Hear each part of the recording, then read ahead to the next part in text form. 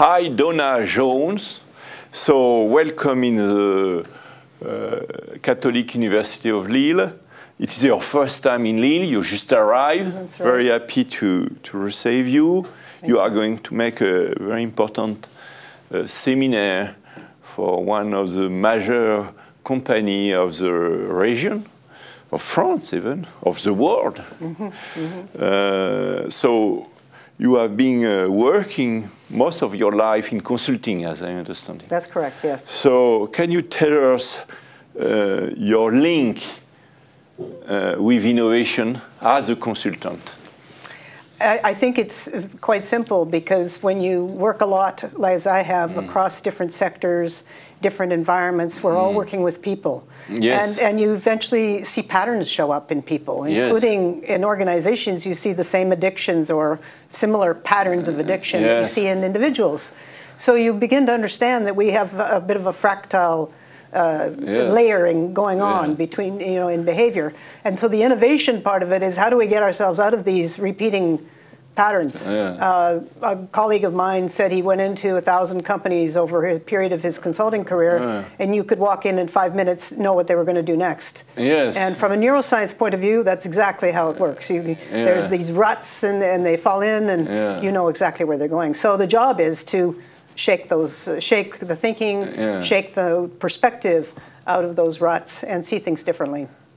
So in a way, can we resume this to say that your work is to give some awareness to the rates? give some, sorry, which? Awareness, yes. To the rates. Absolutely, yes. It is very much about that. It's giving a different look. I think somebody said to me in Stockholm, where I spoke recently, it's to shake up the reality, shake up the existing view of reality, and let other ideas flow in and other thinking flow in. So very much that is the job. Yeah. And did you saw kind of evolution in terms of the use of innovation, because that is our major subject? So you have been active for 20 years, even more. So did you saw evolution in the way company deal with innovation? That is very intriguing for us. Really. Yes, well, I think in the larger companies, they aren't designed for innovation. They're designed for stability and certainty. And they're used to innovating through engineering outcomes, through predictable means. So they're not equipped at all. And if they have an innovation, component to it, it's a sell. It's considered the maverick, the outliers, the ones that break all the rules. So and if they're smart, they know that that's what keeps the company going, and they look after it, even though they don't understand them, and they're not even sure what they do, but they know to protect them. But more and more, we're seeing innovation coming from startups. Yes. It is the startup community. They're coming in with fresh ideas. They don't work with the same set of rules. And I mean, we've always had an element of startups as part of innovation, but I think we're in a completely different phase right now. I think there's never been more activity coming, and not all of them succeed, but they certainly disrupt business models. They disrupt thinking. They disrupt, just an approach to doing things, as, the classic examples we have today, Airbnb and Uber and so on and so forth. Whether you think they're good or bad, it's almost irrelevant. The point is that they are shaking things up, and that's a good thing. So you are coming from Canada.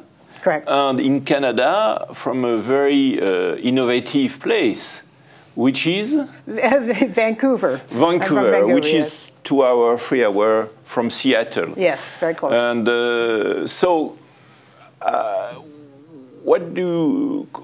how you will present Vancouver? Well, Vancouver's is it very similar to Seattle or very different? I think you have to describe every city as being different, because despite the fact there's this list of ecosystem, innovation ecosystems in every city, what drives them is different. Yes. In Vancouver, we've got a pretty high level of creativity. McDonald Detweiler was one of our early aerospace company, did some great work. Tech side of it, very strong. We don't have the strength of the innovation culture in terms of support for it financially. If you want that, you go to Silicon Valley, because they're much more comfortable with risk. They're willing to say, let's just try it, experiment, and see what happens. whereas in Canadian, or at least certainly in Vancouver, they're looking for more certainty around the investment. And so that just the whole fiscal attitude, the mindset that comes at it from that point of view, from the investor point of view, is a huge factor. How large is Vancouver? That's a good question, because the Lower Mainland is quite a big city, so I think it's a good 3 million, but you know, these numbers are not my specialty, dynamics is, so please don't, So now, in the next video, we are going to explore more a specific subject of yours.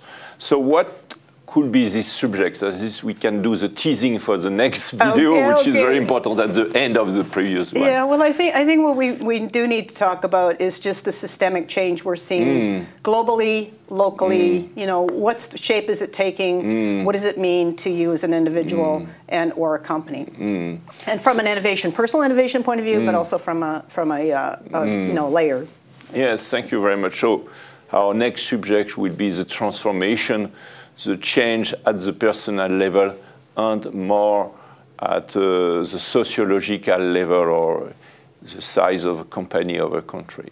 Thank you very much. Thank you. Donna yeah, it's spelled Jones, differently. because also Jones is your family name. That's right. And Donna is your first name. Correct, Thank you. Yeah, thank you very much, Michel.